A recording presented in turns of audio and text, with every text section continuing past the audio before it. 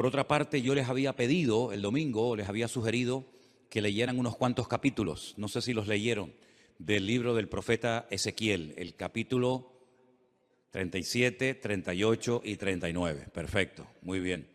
Veo que han hecho la tarea. Vamos a orar un momentito en esta tarde y presentar este estudio de la palabra del Señor en oración, pidiendo como siempre su dirección. Espero que podamos aprender con este tema de profecías.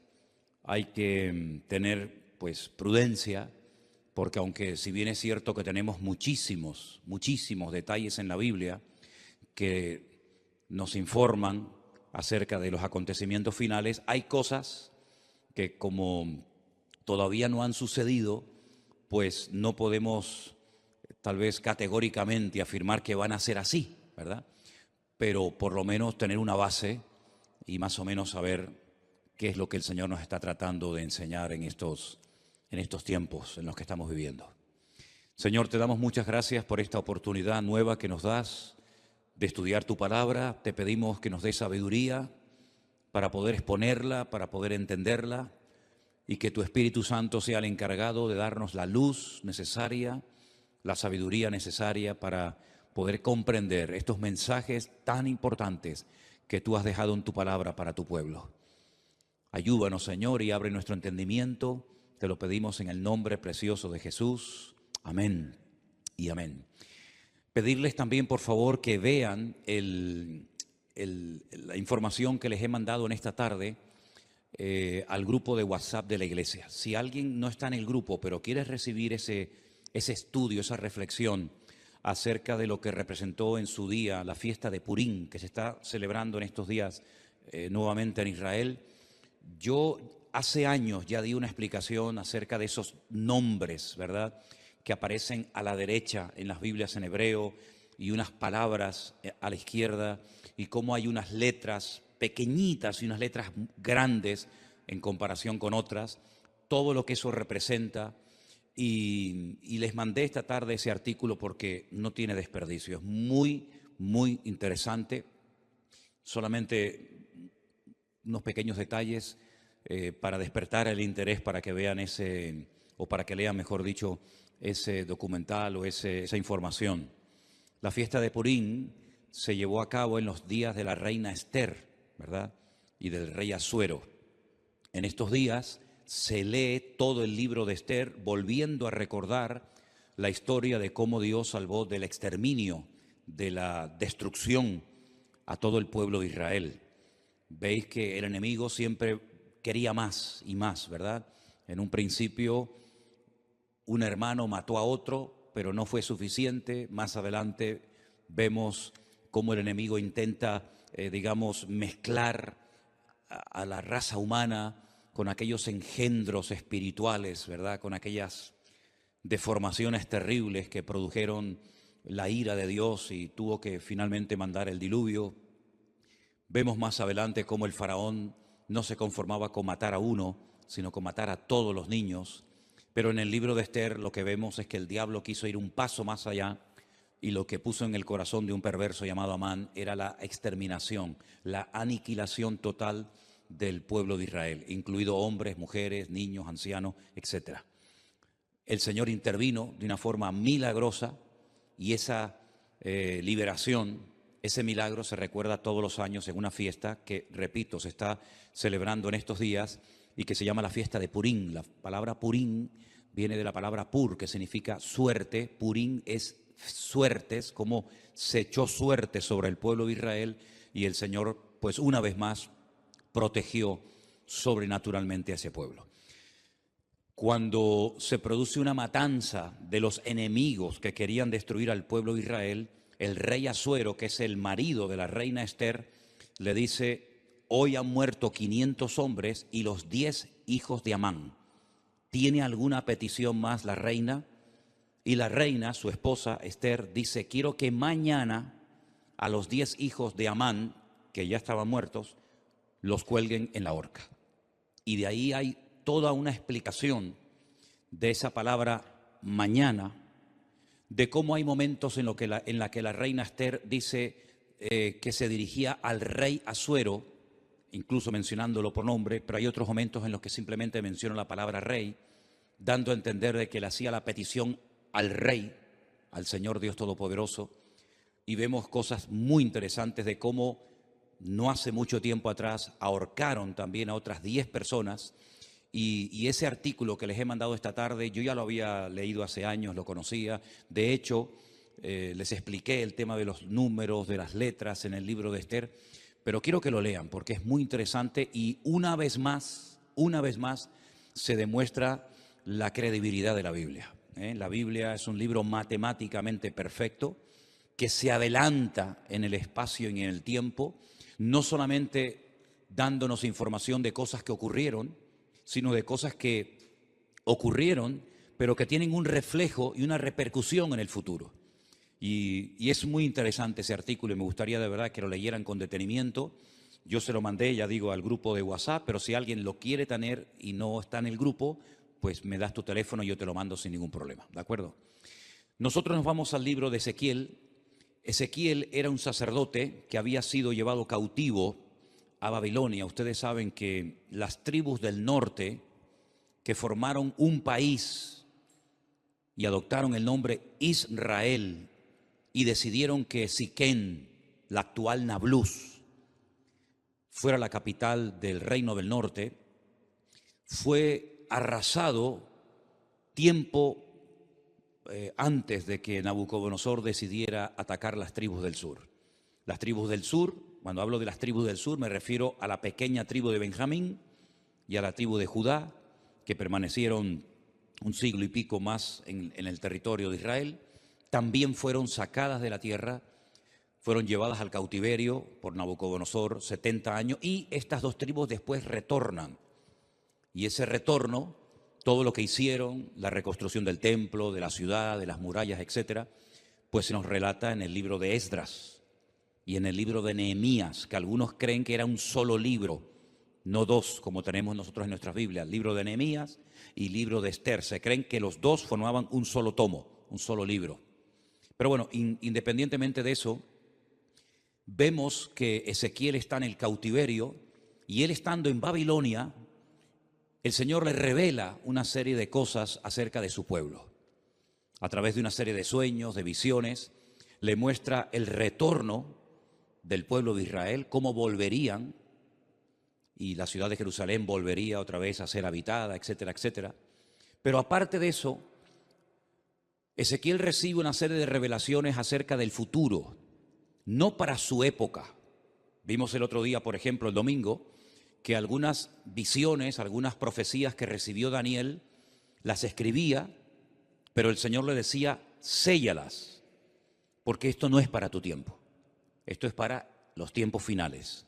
Bueno, en cierto sentido también pasó algo parecido con Ezequiel. Ezequiel recibió profecías e información acerca de los últimos tiempos que él no vio durante su ministerio, durante su vida, el cumplimiento de estas palabras. El capítulo 38 y 39 de Ezequiel, digamos que van unidos, porque el 39 es una prolongación de lo que comienza a revelarle el Señor a Ezequiel, y el capítulo comienza diciendo así: vino palabra de Dios diciendo, hijo de hombre. Esta expresión, hijo de hombre, es la forma como el Señor se dirigía y llamaba siempre al profeta Ezequiel. Pon tu rostro contra Gog, en tierra de Magog, príncipe soberano de Mesec y Tubal, y profetiza contra él. Vamos a ir haciendo pausas según vayamos leyendo, porque hay algunas cosas que tengo que ir diciendo por el camino para que entendamos ciertas y determinadas cosas. Estos nombres que aparecen aquí, Mesec y Tubal, ustedes los van a encontrar en el primer libro de la Biblia. No es la primera vez que aparecen, ni mucho menos. Concretamente en Génesis capítulo 10, versículo 2, nos dice que Mesec y Tubal eran hijos de Jafet. ¿Quién era Jafet? Uno de los 3 hijos de Noé. Noé tuvo a Sem, Can y Jafet.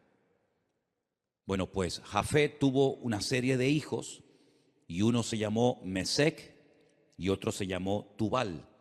Eran nietos, en este caso serían nietos del patriarca o del personaje de Noé. Es muy interesante ver cómo los hijos de Noé, Sem, Can y Jafet, se fueron por diferentes partes del mundo, ¿verdad? Y conquistaron territorios y tierras. Y bueno, vemos que los europeos tienen un origen, los africanos tienen otro, y cada nación pues tiene un origen diferente, ¿verdad? Y todo procede de los tres hijos de Noé, Sem, Can y Jafet. Los cananeos, que son los descendientes de Can, nieto de Noé, pues se fueron a lo que conocemos hoy en día como Israel, ¿verdad? Y allí ese país se llamaba en el principio Canaán. Y el Señor sacó a su pueblo de la esclavitud en Egipto para llevarlos a Canaán, donde vivían los cananeos. Y los cananeos, ese país estaba habitado por una serie de países, de reinos, de naciones. La mayoría de ellos los conocemos por nombre. Allí estaban los filisteos, aunque no eran de Canaán. Los filisteos venían de la isla de Creta y decidieron ocupar la costa de lo que hoy en día conocemos como Israel, y ocuparon ciudades pues tan emblemáticas y tan conocidas como por ejemplo Gaza, que todavía se sigue llamando igual, Asdod, Askelón, Gat, Ecrón. Los filisteos, digamos, que vivían en la costa. Los jebuseos eran los que vivían en el monte Moriah, los que vivían en lo que sería Jerusalén. Y bueno, allí estaban los moabitas, los heteos, etcétera, etcétera. Y eran naciones que no les correspondía habitar en aquel lugar, e Israel tenía que expulsarlos de su tierra. Ahora, en los últimos tiempos, la Biblia dice que se levantará un príncipe soberano, se levantará un hombre que se llama en el Antiguo Testamento, uno de los nombres que recibe es God, pero si uno analiza el Antiguo Testamento, nunca hubo un hombre que se llamó God. God es simplemente un nombre que se le da a un personaje político que en los últimos tiempos decidirá unilateralmente, aunque realmente detrás de todo esto, por supuesto, siempre está la mano de Dios, atacar al pueblo de Israel desde el norte. No es como Amalek, que venía del sur, o como los moabitas, que venían del este, sino que este enemigo atacará a Israel desde el norte, seguramente cruzará los famosos altos del Golán y llevará a cabo una batalla tremenda. Ahora, lo que no se ponen de acuerdo los comentaristas es cuándo se va a llevar a cabo esa batalla en el valle de Meguido, la famosa batalla de Armagedón, ¿sí? Algunos dicen que esa batalla se va a llevar a cabo antes de la venida del Señor Jesucristo. Pero también el libro del Apocalipsis, y después lo vamos a ver, nos dice que después del milenio, God se va a volver a levantar y va a intentar otra vez hacer la guerra contra el pueblo de Dios. Entonces, algunos dicen que es una guerra que se va a llevar a cabo antes y después. Otros dicen que solamente antes, otros dicen que solamente después. En fin, hay diferentes opiniones. Pero vamos a seguir leyendo. Este personaje, que la Biblia en esta ocasión lo llama God, que es el príncipe de estas tierras que ocuparon los nietos de Noé, llamados Mesec y Tubal, dice el Señor: yo estoy contra ti, oh God, príncipe soberano de Mesec y Tubal. Te quebrantaré y pondré garfios en tus quijadas, y te sacaré a ti y a todo tu ejército, caballos, jinetes y todo, de todo en todo, equipados, gran multitud con paveses y escudos, teniendo todos ellos espadas. Y ahora menciona a tres naciones: Persia, Cus y Fut, con ellos, todos ellos con escudo y yelmo. Gomer y todas sus tropas, la casa de Togarma, de los confines del norte y todas sus tropas, muchos pueblos contigo. Es decir, God, digamos que es el líder, el representante, el que aglutina a un montón de naciones que lo van a apoyar con el objetivo de subir y atacar al pueblo de Israel. Ahora, estas naciones que se mencionan en el versículo 5, Persia, Cus y Fut, ustedes tienen que saber de quiénes se trata, para que sepan qué naciones en los últimos tiempos se van a juntar a estos ejércitos, ¿verdad?, internacionales, con el objetivo de atacar al pueblo de Israel. En cierto sentido es como una especie de confederación, es un montón de naciones que se juntan. No es la primera vez que muchas naciones se juntan para atacar a un enemigo en común. Por ejemplo, en la Segunda Guerra Mundial se juntaron muchas naciones para atacar a los nazis, que en aquel momento eran los que estaban, digamos, controlando Europa. Durante la famosa Guerra de los 6 días y otras guerras que se han llevado a cabo en este último periodo en Israel, ha habido muchas naciones árabes que se unieron para pelear contra Israel. No es nada nuevo, ¿verdad? Son naciones que entre ellos se pelean, entre ellos tienen también sus discrepancias, pero como tienen un enemigo en común, que en este caso es Israel, y todos quieren tomar parte de la ciudad de Jerusalén, se unen para pelear como si fueran un solo ejército. Pero realmente no es un solo ejército, sino son muchos ejércitos, muchos soldados que se juntan con un objetivo en común. El versículo 5 habla de Persia. Persia es el país de Irán.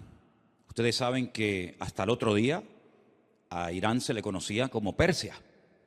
Así que los iraníes no son árabes, son de origen persa. Así que Irán, qué curioso, ¿no? Se está hablando últimamente mucho acerca de este país. Irán también apoyará a Gog con el objetivo de atacar y destruir al pueblo de Israel. Así que ya tenemos identificado quiénes son los persas. Cus es un país de África, Etiopía. Ustedes saben que Moisés fue criticado por su propia hermana Miriam porque se casó con una mujer cusita. Los cusitas eran o son de Etiopía. Así que Cus en aquel tiempo era Etiopía, actualmente tiene otro nombre, y Fut es el país de Libia, un país que está en el norte de África. Como pueden comprobar, estamos hablando de naciones del norte de Israel, estamos hablando de naciones africanas, estamos hablando de la nación de Libia, y en los últimos tiempos vamos a ver cómo diferentes naciones, y ya lo estamos comenzando a ver, cada nación ya se está posicionando. Unos apoyan a un bando, otros apoyan a otro bando, y estamos viendo cómo se está reorganizando el mundo. Unos a favor de estos por los motivos que sea, otros a favor de estos por sus propios intereses, pero vamos a ver en los últimos tiempos cómo van a ocurrir cosas muy rápidos en la economía y en otras circunstancias, que lo que van a hacer es que cada país, por pequeño o grande que sea, por influyente o poco influyente que sea, va a buscar dónde acomodarse, a quién apoyar y bajo qué paraguas me pongo. Si bajo el paraguas de Oriente, bajo el paraguas de Occidente, y estamos viendo, solamente hay que ver un poquito los medios de comunicación y conocer un poco de la Biblia para darnos cuenta cómo el mundo se está reubicando, ¿verdad? Vamos a ver cosas muy interesantes. Así que esas 3 naciones ya las hemos identificado. Después, más adelante, pues a lo largo del capítulo, vemos cómo esta batalla se va a llevar a cabo en ese valle que hemos estado recientemente visitando, un valle realmente precioso, el valle de Megiddo, un valle inmenso. Se va a llevar a cabo una batalla como jamás en la historia se ha llevado ninguna batalla. El hombre parece que no aprende. Cuando terminó la Primera y la Segunda Guerra Mundial, muchas personas dijeron, bueno, después de estos conflictos ya hemos aprendido que en una guerra nadie gana, sino que todos pierden. Por lo tanto, no tiene ningún sentido que los pueblos, que las naciones se sigan enfrentando la una con la otra, pero vemos que el hombre no aprende. Vemos que de vez en cuando salta por algún sitio, salta por algún otro lugar.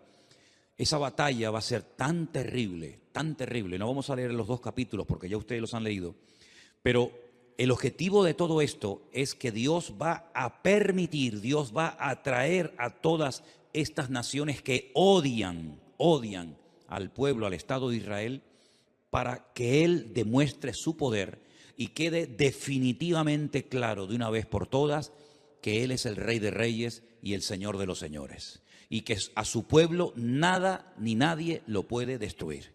Todos los imperios, y podríamos hacer una lista enorme, todos los imperios, todos los países, todas las naciones que han intentado con todas sus fuerzas destruir al Estado de Israel prácticamente o han desaparecido o no son prácticamente nada en el tiempo presente. Miren ustedes, por ejemplo, el imperio egipcio, no queda absolutamente nada de él, los babilónicos, los persas, los medos, los griegos, los romanos, diferentes imperios que a lo largo de la historia se propusieron arrasar a este pueblo, porque este pueblo no solamente es un pueblo, no solamente son personas, sino que representa una serie de valores, una serie de principios y sobre todo representa que hay un Dios detrás de esa nación, que hay una Biblia, que hay una palabra de Dios detrás de esa nación, y lo que el enemigo no quiere bajo ningún concepto es que Dios sea reconocido como el soberano de todas las naciones de la tierra. Ahora bien, cuando termine esa batalla tremenda en el Valle de Meguido, sí me gustaría leer a partir del versículo 4 del capítulo 39, donde dice: sobre los montes de Israel caerás tú y todas tus tropas, y los pueblos que fueron contigo, a aves de rapiña de toda especie y a las fieras del campo te he dado por comida. Es muy interesante, cuando estuvimos recientemente ahora hace unas semanas en Israel, que la ruta migratoria más importante de aves en Europa pasa por el Valle de Meguido. El año pasado pasaron 2 billones con B, 2 billones de aves migratorias por el Valle del Jordán, cruzando todo el Valle de Meguido y viniendo cigüeñas, águilas y un montón de aves a Europa y al norte de África, huyendo del frío en las rutas migratorias. Hay un ave de rapiña que son los milanos, que parece como si fuera un águila, que tienen la cola como en forma de horquilla, que en España estaba prácticamente extinguido. Nosotros hemos visto a centenares y a centenares de milanos, que son como un aguilucho grande, revoloteando en el Valle del Jordán hasta hace unas semanas atrás. Es muy interesante ver cómo las aves de rapiña, que tienen su ruta migratoria por ese valle, dice que son llamadas para que coman las carnes de reyes, de príncipes, de soldados, de generales, de comandantes que van a intervenir en ese campo de batalla. Es realmente interesante. Sobre la faz del campo caerás, verso 5, porque yo he hablado, dice Jehová el Señor. Enviaré fuego sobre Magog y sobre los que moran con seguridad en las costas, y sabrán que yo soy el eterno Dios. Haré notorio mi santo nombre en medio de mi pueblo Israel, y nunca más dejaré profanar mi santo nombre, y sabrán las naciones que yo soy Jehová, el Santo de Israel. He aquí viene y se cumplirá, dice Jehová el Señor, este es el día del cual yo he hablado. Los moradores de las ciudades de Israel saldrán y encenderán y quemarán armas, escudos, paveses, arcos, saetas, dardos de mano y lanzas, y los quemarán en el fuego 7 años. Armamento que traerán esas naciones servirá de combustible durante 7 años después de que finalice la guerra. No traerán leña del campo ni cortarán de los árboles, sino quemarán las armas al fuego y despojarán a sus despojadores y robarán a los que les robaron, dice Jehová el Señor. En aquel tiempo yo daré a Gog lugar para sepultura allí en Israel. Es allí donde va a ser sepultado, donde va a ser enterrado este personaje, en el valle de los que pasan al oriente del mar, y obstruirá el paso a los transeúntes, pues allí enterrarán a Gog y a toda su multitud, y lo llamarán el valle de Amón Gog, que significa la multitud de Gog. Aquí habla de multitud, no especifica el número de esa multitud, pero el Apocalipsis sí nos da ese dato. Porque nosotros no solamente tenemos el Antiguo Testamento para saber las cosas que van a ocurrir, por dónde van a atacar, cuántos van a atacar, cuánto tiempo estarán enterrando cadáveres, etcétera, etcétera, sino que además tenemos la información tremenda del Nuevo Testamento, sobre todo las cartas de Pablo a los tesalonicenses, las cartas de Pedro, parte también de la epístola cortita de Judas y sobre todo el libro del Apocalipsis, donde nos da una información de millones y millones de soldados, 200 millones de soldados que subirán por toda esa cordillera, por esos valles, en dirección a Jerusalén. Pero allí muere este hombre, este personaje, y la casa de Israel los estará enterrando por 7 meses para limpiar la tierra. 7 meses, todos los días enterrando muertos. Hermano, estamos hablando de multitudes, de millones de personas. ¿Cuánto se tardan en enterrar a la gente? Con una pala mecánica haces una zanja enorme y comienzas a echar cadáveres dentro. Pues 7 meses enterrando todos los días muertos. Y los enterrará todo el pueblo de la tierra. Y será para ellos célebre el día en el que yo sea glorificado, dice Jehová el Señor. Y tomarán hombres a jornal que vayan por el país con los que viajen para enterrar a los que queden sobre la faz de la tierra, a fin de limpiarla. Al cabo de 7 meses harán el reconocimiento.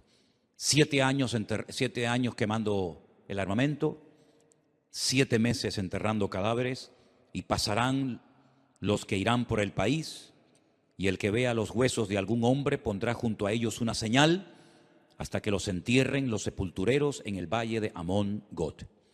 También el nombre de la ciudad será Amona, y limpiarán la tierra. Y tú, hijo de hombre, así dice el Señor, di a las aves de toda especie.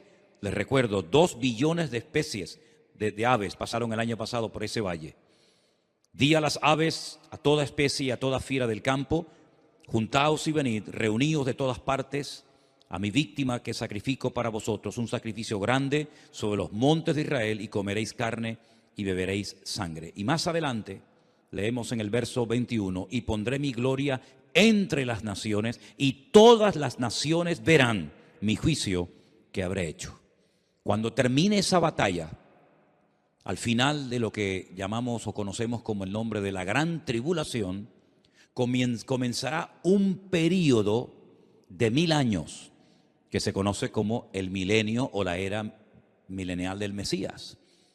Y dice Zacarías capítulo 14, y esto es literal, no hay que buscar una aplicación simbólica porque es literal.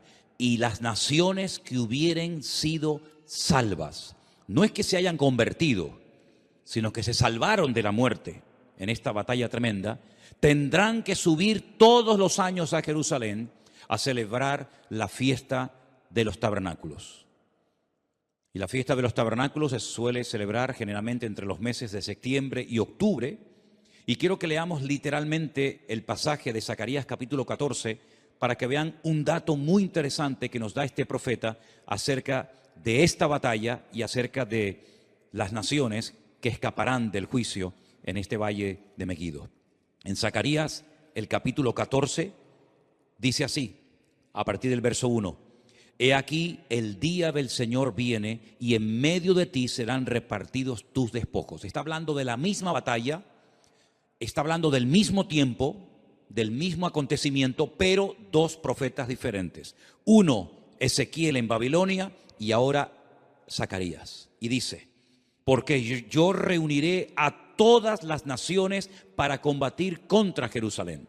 Aquí hay una información adicional a lo que nos viene diciendo Ezequiel. La ciudad será tomada y serán saqueadas las casas, violadas las mujeres, y la mitad de la ciudad irá en cautiverio, mas el resto del pueblo no será cortado de la ciudad. Después saldrá Jehová y peleará con aquellas naciones como peleó en el día de la batalla. Y ahora habla de la segunda venida del Mesías. Porque el Mesías, cuando nació cerca de este monte de los Olivos, en dirección hacia el sur, aproximadamente como a 7-8 kilómetros al sur, en una pequeña localidad, en un pequeño pueblo llamado Belén, que pertenecía a Judea, Belén de Judea. Pero cuando dice aquí que se afirmarán en aquel día sus pies sobre el monte de los Olivos, aquí podemos ver que el Antiguo Testamento nos habla de su nacimiento en Belén de Judea y de su retorno, su segunda venida, poniendo los pies sobre el monte de los Olivos. Amén, hermanos, ¿lo ven claramente? Nace en Belén, retorna en el monte de los Olivos. Para que algunos digan que la Biblia no habla de 2 venidas, sino solamente de una. No, habla de 2 venidas. Una que ya se produjo cuando nace en Belén de Judea y otra cuando se afirman sus pies en aquel día sobre el monte de los olivos que está enfrente de Jerusalén, al oriente, al este, y el monte de los olivos se partirá por en medio hacia el oriente y hacia el occidente, haciendo un valle muy grande, y la mitad del monte se apartará hacia el norte y la otra mitad hacia el sur. Es decir, si se parte el valle y parte se va hacia el este, parte hacia el oeste y luego se ensancha, se separa el norte y el sur, quiere decir que en esa parte en la que hemos estado muchísimas veces se va a hacer un valle gigantesco, un valle enorme. Ahora mismo entre el monte Moriah, donde antiguamente estaba el templo, y donde está el monte de los olivos, hay un barranco, hay como si fuera un barranco que se llama el famoso torrente de Cedrón, pero no tiene ni punto de comparación lo ancho que será ese valle cuando el Señor ponga sus pies sobre el monte de los olivos. La pregunta que a lo mejor algunos se hacen es: ¿qué interpretan los judíos cuando dice aquí y pondrá sus pies sobre el monte de los olivos y el monte de los olivos se partirá? Bueno, ellos dicen que cuando venga el Mesías, que no creen que vengan del cielo, pues ellos dicen y opinan que cuando venga el Mesías, la expresión "y pondrá sus pies sobre el monte de los olivos" significa, es una expresión como decir "y vendrá con autoridad", pero no lo interpretan como algo literal. Entonces, si no interpretan una parte del texto como no literal, tampoco pueden interpretar la otra parte del texto como literal, pero en esta ocasión se equivocan. Dice que huiréis al valle de los montes, porque el valle de los montes llegará hasta Sal. Huiréis de la manera que huisteis por causa del terremoto en los días de Usías, rey de Judá, y vendrá Jehová mi Dios y con él todos los santos. ¿Quién es el que viene? Jehová mi Dios. ¿Y viene acompañado de quién? Con todos sus santos. Esta es la segunda venida del Señor Jesucristo, donde todo ojo le verá, toda rodilla se doblará y toda lengua confesará que Él es el Señor, para gloria de Dios Padre. ¿Se dan cuenta cómo Él viene, pero no viene solo? Ya la iglesia ya ha sido arrebatada, ya fue llevada con Él, y cuando Él retorna en su segunda venida, su iglesia no está en la tierra, sino que su iglesia viene con Él en las nubes. Y acontecerá que en ese día no habrá luz clara ni oscura. Acontecerá que no habrá luz clara ni oscura. Qué cosa tan rara, ¿verdad? Será un día el cual es conocido de Jehová, del Señor, que no será ni de día ni de noche. No nos hacemos ni la más remota idea cómo puede ser, porque en nuestra mente no cabe, o es de día o es de noche. Pero dice, no va a ser ni de día ni de noche. ¿Y cómo será ese día? Solamente Él lo conoce. Pero sucederá que al caer la tarde habrá luz. Al caer la tarde, cuando se oculta el sol, es cuando ya se hace la noche. Pero aquí es al revés. Cuando llega la tarde, es cuando hay luz. Qué cosas tan interesantes, qué cambios, ¿no? Qué cambios tan tremendos va a haber. Acontecerá también en aquel día que saldrán de Jerusalén aguas vivas como ríos. ¿Saben que hay un barrio en Jerusalén por el cual hemos caminado muchísimas veces, que es el barrio de las 100 puertas, el barrio de los ultraortodoxos judíos, el barrio de Mea Sharim, las 100 puertas, que han descubierto que por debajo de ese barrio corren ríos de agua tremendos, como aguas subterráneas? Tal vez cuando se produzca ese terremoto tremendo, al poner sus pies sobre el monte de los olivos, esas aguas broten, salgan hacia arriba, y dicen que la mitad de esas aguas irán hacia el mar oriental y la otra mitad hacia el mar occidental, en verano y en invierno. Israel es el único país que tiene 4 mares, 2 internos y 2 externos. Tiene un mar que realmente es un lago, pero lo llaman el lago o el mar de Genesaret al norte. Más hacia el sur está el mar Muerto, que es mucho más grande que el mar de Galilea. Luego al oeste está el Mare Nostrum, el mar Mediterráneo, que según como se mire, ahí termina o ahí empieza el mar Mediterráneo y llega hasta el Peñón de Gibraltar. Y luego al sur, ¿verdad?, está el Mar Rojo o el Mar de los Juncos, porque tiene un color rojizo por unas hierbas que hay allí. Como hay otro mar que se llama el Mar Negro, por unas algas que hace que parezca que el agua está negra, ¿verdad? Y dice que hay aguas de Jerusalén que llegarán y entrarán en el mar Mediterráneo, y otra parte de las aguas entrarán en el Mar Muerto, y Jehová será rey sobre toda la tierra, y en aquel día Jehová será uno, y uno su nombre, ¿verdad? No se le va a llamar de diferentes maneras, sino que uno será su nombre, tendrá un solo nombre. Y toda la tierra se volverá como llanura desde Geba hasta Rimón, al sur de Jerusalén, y ésta será enaltecida y habitada en su lugar desde la puerta de Benjamín hasta el lugar de la puerta primera, hasta la puerta del ángulo, y desde la torre de Anael hasta los lagares del rey. Y morarán en ella, y no habrá nunca más maldición, sino que Jerusalén será habitada confiadamente. No estamos hablando, no estamos haciendo referencia a la nueva Jerusalén, que es la que Juan recibe en revelación y que nos cuenta cómo es en el capítulo 21 y el capítulo 22 del libro del Apocalipsis. Esta no es la nueva Jerusalén, esta es la Jerusalén renovada, transformada, pero terrenal, ¿verdad?, en la cual Cristo, con todo su pueblo, sus hijos, estará reinando durante 1000 años. Pero no es la nueva Jerusalén de las calles de oro, las puertas de perla, etcétera. Pero se vivirá en esa ciudad. Y esta será la plaga con la que herirá Jehová o el Señor a todos los pueblos que pelearon contra Jerusalén. Eso no lo dice Ezequiel. Ezequiel dice que las tropas de Gog, o del anticristo, si lo prefieren así, quieren atacar y destruir Israel, pero dice que morirá, que será enterrado en Israel, pero no dice cómo morirán las personas en el campo de batalla. Pero Zacarías sí recibió el dato, la revelación de cómo morirían. Dice que será como una especie de plaga. Esta será la plaga con la que Jehová herirá a todos los pueblos que pelearon contra Jerusalén. Escuchen, la carne de ellos se corromperá estando ellos sobre sus pies. Están de pie, no están sentados ni acostados, están de pie, peleando, batallando. Se consumirán en las cuencas sus ojos y la lengua se les deshará en su boca. ¿Esto qué es? ¿Un ataque bacteriológico? ¿Un ataque nuclear? Pero esta será la forma como morirán esas personas que fueron a atacar a Jerusalén. Acontecerá en aquel día que habrá entre ellos gran pánico enviado por Dios, y trabará cada uno de la mano a su compañero y levantará su mano contra la mano de su compañero. Se matarán entre ellos, se pelearán entre ellos, se matarán entre ellos. Increíble, ¿eh? Judá también peleará en Jerusalén, y serán reunidas las riquezas de todas las naciones de alrededor, oro, plata, ropas de vestir en gran abundancia.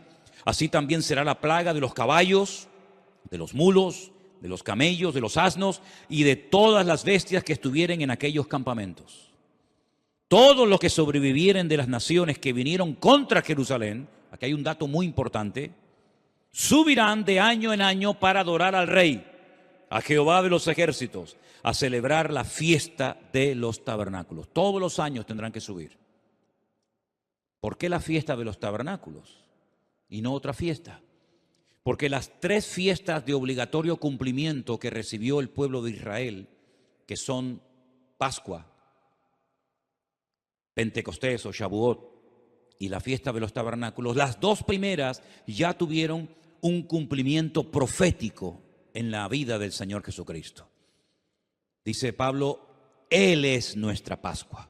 Jesús fue sacrificado, fue crucificado, murió en la fiesta de Pascua.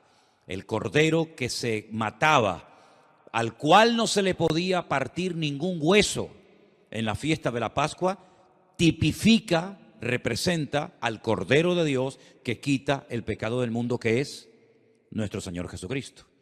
La fiesta de las semanas o Shavuot o Pentecostés, como la conocemos nosotros, ya tuvo su cumplimiento profético. Fue el día que el Señor decidió derramar de su Espíritu Santo sobre las 120 personas que estaban en aquel aposento, en aquella casa, y comenzaron a hablar en otras lenguas y comenzaron a evangelizar a miles de personas que se convirtieron en aquel día. Pero la fiesta de los tabernáculos no ha tenido un cumplimiento profético en Cristo. Pero dice en el libro del Apocalipsis que cuando Él venga, Él pondrá su tabernáculo entre los hombres. Y su tabernáculo, su suká, es nada más y nada menos que su misma presencia.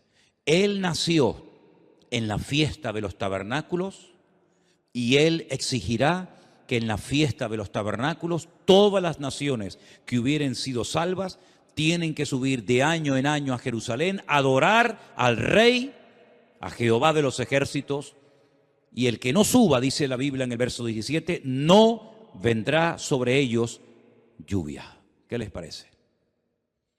Si la familia de Egipto no subiere y no viniere, sobre ellos no habrá lluvia. Vendrá la plaga con la que el Señor herirá a las naciones que no subieren a celebrar la fiesta de los tabernáculos. Esta será la pena del pecado de Egipto y del pecado de todas las naciones que no subieren para celebrar la fiesta de los tabernáculos. Así que cuando nosotros decimos que lo mejor y lo peor está por venir, es cierto, queridos hermanos. Cosas tremendas que hemos leído en esta noche, por lo menos en parte, y otras que no hemos leído, tienen que suceder en algún momento. ¿Quién nos iba a decir a nosotros que íbamos a ser protagonistas de ciertas y determinadas cosas que ya han visto y están viendo nuestros ojos cada día?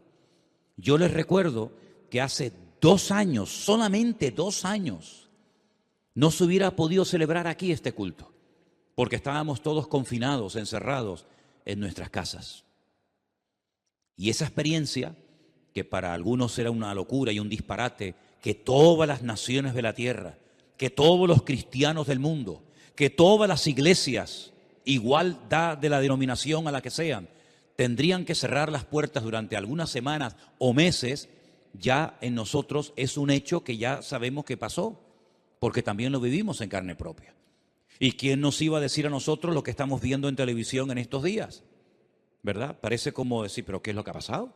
Si hasta el otro día todo estaba tranquilo y todo estaba bien y ahora se ha disparado el precio de esto y el precio de lo otro y nadie sabe lo que tiene que hacer y nadie sabe lo que va a pasar dentro de media hora y nadie sabe si se va a quedar aquí o va a decir, bueno, vamos también a ir a por el vecino de enfrente. Nadie sabe absolutamente nada.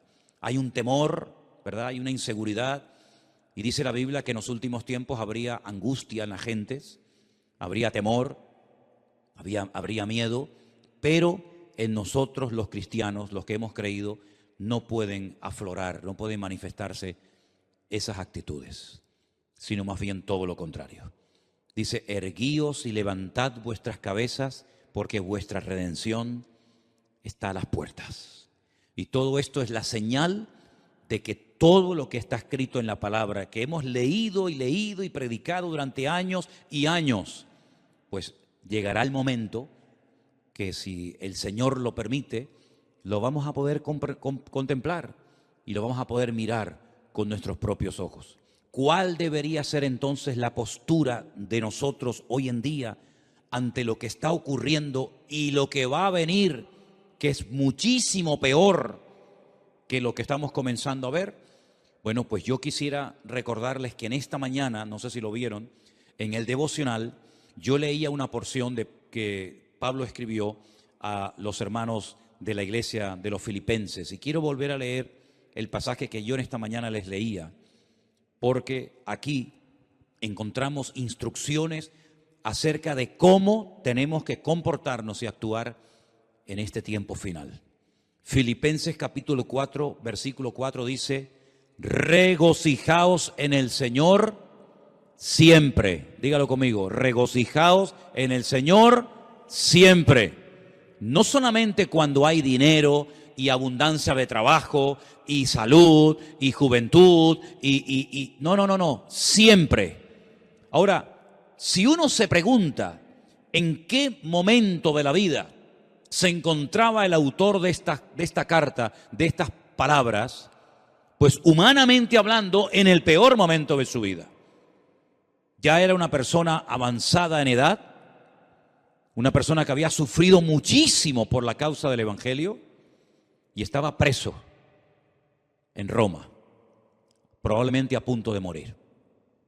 Algunos especulan que si Pablo logró salir de ese encarcelamiento y luego otra vez lo volvieron a meter, me da exactamente igual. Lo que está bien claro es que esta carta, junto con otras 3 más, se escribió desde una cárcel en Roma, que no era una cárcel como las que vemos a veces en televisión, que ocupan los ricos o los poderosos, que parecen que son hoteles de 5 estrellas, sino una mazmorra sin luz, sin agua, con una comida seguramente malísima, con frío, donde él dice que todos le habían abandonado. Es increíble, ¿no? Un hombre que fue de una bendición tan grande para miles y miles de cristianos, y lo sigue siendo hasta nosotros hoy en día, ¿verdad? Y que lo dejaran solo, dice, solo Lucas está conmigo. Nadie se quedó a su lado, nadie. Incluso algunos se marcharon hasta causándole problemas en el peor momento de su vida. Dice, pero el Señor estuvo a mi lado y me dio fuerzas y me libró de la boca del león, y me librará y me preservará para su reino celestial. Gloria a Dios. Y es ahí, en esa cárcel, solo, donde dice, regocijaos en el Señor siempre. Y por si no ha quedado lo suficientemente claro, otra vez lo repito, otra vez lo digo, regocijaos, que es mucho más que alegraos. Vuestra gentileza sea conocida de todos los hombres. El Señor está cerca. Fíjate cómo asocia la venida del Señor con el regocijo que tiene que tener un creyente ante este acontecimiento tremendo que estamos esperando. El Señor viene pronto, por lo tanto regocijaos. Por nada estéis afanosos. Fíjate quién está hablando, y de dónde está hablando. Por nada estéis afanosos. Él no pide, hermanos, por favor, oren para que el Señor me saque de aquí. Hermanos, por favor, oren para que no me maten. Hermanos, por favor, oren para que no me torturen. En ningún momento sus peticiones van en esta línea, sino que a veces cuando pide oración es para seguir predicando la palabra, para seguir ganando almas para Cristo. No le da lugar a la tristeza, a la depresión. Por eso yo digo una cosa, hermanos, y lo digo para todos, y también para mí, por supuesto. Cualquier cosa que podamos estar padeciendo no tiene ni punto de comparación con lo que este hombre estaba padeciendo y con lo que otros hermanos en este momento, otros hermanos nuestros en este momento estén padeciendo. A veces nos comportamos como niños, nos enfadamos, perdemos la paz, el equilibrio por cosas insignificantes, ¿verdad? Y nos derrumbamos y nos venimos abajo y parece como que nos han quitado el chupete y nos han quitado el juguete. Y lo que estamos pasando nosotros, ¿qué es lo que estamos pasando nosotros? Díganme. Veía unas imágenes tremendas de una chica joven en este país que está pasando este conflicto, a punto de parir, a punto de dar a luz. Yo decía, Dios mío, una chica joven a punto de parir, que sabe que si sale a la calle probablemente no regrese o no pueda llegar al hospital a tiempo. ¿Qué es lo que estamos pasando nosotros, hermanos? Nada, absolutamente nada. Y aún así, a veces nos quejamos. Y la Biblia dice, por nada estéis afanosos, sino sean conocidas vuestras peticiones delante de Dios, en toda oración, ruego, pero con acción de gracias. Siempre con las gracias por delante. Y la paz de Dios, que sobrepasa todo entendimiento, guardará vuestros corazones y vuestros pensamientos en Cristo Jesús. Qué tremendo, ¿no? Qué tremendo, qué palabras de aliento, qué palabras de ánimo. Y después dice, por lo demás, hermanos, si esto no les llega, por si acaso esto se les queda corto, y dice, bueno, está bien, pero hay más. Todo lo que es verdadero, todo lo honesto, todo lo justo, todo lo puro, todo lo amable, todo lo que es de buen nombre, si hay virtud alguna, si algo digno de alabanza, en esto pensad. Cualquier pensamiento que no cumpla con estos requisitos, no lo admita, no le dé lugar ni a palabras, ni a pensamientos, ni a actitudes, ni a conversaciones que no sean honestas, que no sean de buen nombre, que no glorifiquen al Señor, ni un minuto de mi tiempo. Y termina diciendo, y lo que aprendisteis, y recibisteis, y oísteis, y visteis en mí, esto haced, y el Dios de paz estará con vosotros. La paz del creyente en este tiempo tiene que estar por encima de cualquier circunstancia, por encima de cualquier mala noticia, por encima de cualquier prueba. La paz del Señor guardará nuestros corazones y pensamientos en Cristo Jesús, Señor nuestro. ¿Cuántos dicen amén? No permitas que nada ni nadie te robe la paz de tu corazón. Si ves que la estás perdiendo, la paz, a lo mejor es que estás oyendo y viendo demasiado lo que no tienes que ver ni oír tanto. Y te hace falta más Biblia. Porque cuando falta paz es porque falta Biblia en tu corazón. Pero cuando hay abundancia de palabra, cuando hay abundancia de presencia del Señor y de su palabra en nuestras vidas, no hay lugar a la angustia, al desánimo, a la depresión. ¿Por qué? Porque yo sé en quién he creído. Y mi confianza está puesta 100% en el Señor. Y yo sé que me puedo regocijar y puedo tener paz y puedo dar gracia y puedo darle ánimo a los que están desesperados. Porque dicen que las consultas a los psiquiatras, a los psicólogos han aumentado porque la gente está como en un bucle y no saben cómo salir. Antes era la pandemia, ahora es no sé qué y mañana será no sé cuánto. Y siempre parece que salimos de una desgracia para meternos en otra. El mundo va así.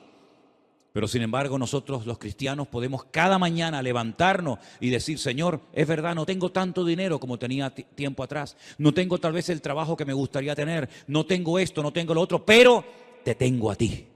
Y teniéndote a ti, lo tengo todo. Porque el Señor es mi pastor y nada me faltará. ¿Cuántos dicen amén? Cierra tus ojos en esta tarde, ahí donde estás. Repito, no permitas que nada ni nadie te robe la paz de tu corazón. Al Señor le costó la vida derramar su sangre en una cruz para que tú y yo hoy en el siglo XXI, con la que está cayendo, pudiéramos vivir en paz permanentemente. Y te doy gracias, Señor, porque tú nos das la paz no como el mundo la da, sino que la paz tuya es la verdadera, la auténtica, la genuina, la que anhela nuestra alma. Y en esta tarde, Señor, te damos gracias porque tú nos informas, tú nos adviertes, tú nos hablas claramente acerca de los acontecimientos finales, pero también nos enseñas y nos dices cómo tenemos que comportarnos en estos tiempos difíciles. Para que marquemos una diferencia y le demostremos al mundo que no te tiene, que se puede tener paz en medio de la tormenta. Y podemos confiar en nuestro Dios, porque sabemos que todo esto es el cumplimiento de lo que los santos varones y profetas de Dios hablaron hace años, hace siglos. Señor, manténnos firmes en tu palabra, sin retroceder, sin tambalearnos, cada día más firmes, más seguros, sabiendo que tú estás con nosotros y que nada ni nadie nos podrá separar de tu presencia. Gracias te doy, Señor, en esta tarde por tu preciosa y bendita palabra. La atesoramos, la guardamos en nuestros corazones y te daremos a ti siempre toda la gloria y la honra. En el nombre de Jesús. Amén.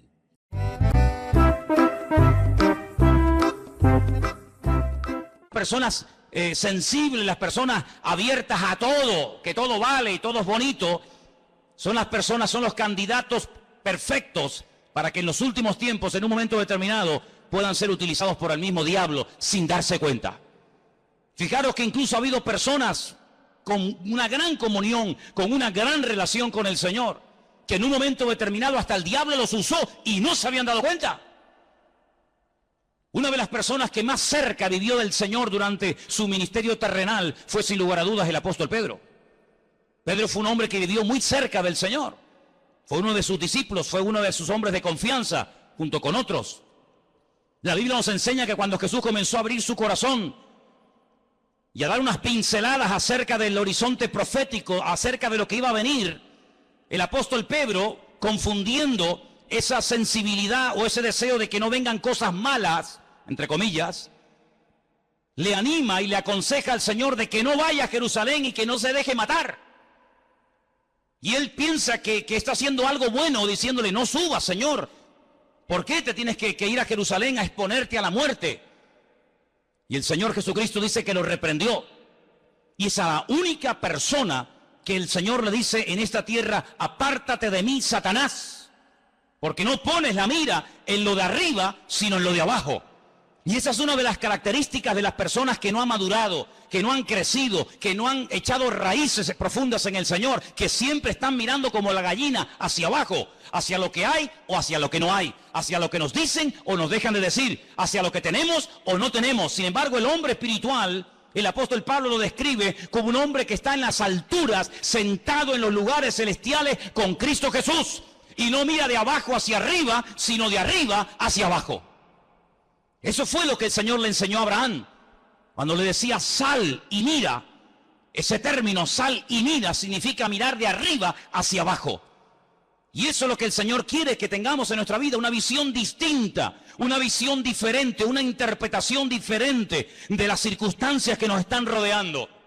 Que nos demos cuenta de que detrás de a veces de alguna ley que se aprueba o que no se aprueba, detrás de ciertas y determinadas circunstancias o situaciones, no es el hombre el que está actuando independientemente, sino que estamos en lucha contra principados, contra potestades, contra gobernadores de las tinieblas, contra huestes espirituales de maldad en las regiones celestes. Que no hay una persona más favorita para el diablo que un político dejarse utilizar por las manos del diablo. Porque una persona con autoridad política o económica puede llevar a un país a un nivel de bendición y de prosperidad sin precedentes en la historia. Pero una persona que se deje utilizar por el diablo puede llevar a un país a la ruina. Y ha habido centenares de casos, y aquí en Europa ni te cuento, centenares de casos de políticos con un poder ilimitado que llevaron al continente europeo casi a la bancarrota y a la ruina, donde millones y millones de personas inocentes terminaron dando su vida por una causa absurda y ridícula que no iba a durar 1000 años, ni siquiera unos pocos años duró. Por lo tanto, amados hermanos, dice la Biblia que en los últimos tiempos el enemigo intentará seducir, incluso dice que algunos, por haberse enfriado, por haberse apartado de la verdad, escucharán a espíritus demoníacos, espíritus engañadores, por tener cauterizada la conciencia. Hay gente que es muy sensible a lo que nunca tenían que ser sensibles, y muy duros a las cosas que no tenían que ser duros. Y hermano, tienes que plantearte esto delante del Señor seriamente. ¿A qué eres tú sensible? ¿A lo que me dicen? ¿A lo que no me dicen? ¿A lo que me hablan? ¿A lo que no me hablan? ¿Si vino? ¿Si no vino? ¿Si me llamó? ¿Si me saludó? No hay que ser sensibles a las tonterías. Hay que ser sensibles a la voz de Dios. El que tiene oídos para oír, oiga lo que el Espíritu Santo le dice a la iglesia. Hay que ser duros como piedras a las cosas de la carne, a cosas que ni me van ni me vienen. Pero hay que ser tremendamente sensibles y abiertos a la voz del Espíritu Santo hablando a la iglesia, porque como nunca antes en la historia, el Señor le está hablando a la iglesia en estos últimos tiempos. ¿Cuántos dicen amén? Y hay del creyente que no oiga a Dios. ¿Es que acaso Dios se ha quedado mudo? ¿Es que acaso el Señor no tiene nada que decir hoy en día al pueblo de Dios, cuando nunca en la historia han ocurrido cosas y están a punto de ocurrir otras tremendas? Cuando el mismo Señor Jesucristo le dijo a sus discípulos, os conviene que yo me vaya. Pero ¿qué actitud estáis desarrollando? ¿Pero qué os ocurre? ¿Por qué estáis tristes? Como si os fuera a dejar solos o huérfanos. ¿Pero qué estáis diciendo? Estáis fomentando, os estáis realimentando con una actitud de pobrecitos que nos quedamos solos. Eso no es de Dios. Eso no es de Dios, esa actitud. Os conviene que yo me vaya, aunque no lo entiendan, porque si yo no me voy, cosas nuevas no pueden venir. Se produciría en vuestra vida una dependencia casi diríamos que enfermiza, en el sentido de que no seríais capaces ni ir ni de aquí a la esquina. Pero tenéis que aprender a vivir, entre comillas, solos, enfrentaros a los problemas solos. organizar vuestro tiempo libre, tenéis que comenzar a desarrollar un nuevo estilo de vida. Y sobre todas las cosas, cuando yo me vaya, yo a la diestra del Padre le rogaré a mi Padre para que os envíe al Consolador, para que esté con vosotros para siempre. Yo no puedo estar de momento con vosotros para siempre, pero cuando Él venga, y la pregunta es, ¿vino o no vino? ¿Vino el Consolador? ¿Vino el Espíritu Santo a la iglesia, a este mundo, sí o no?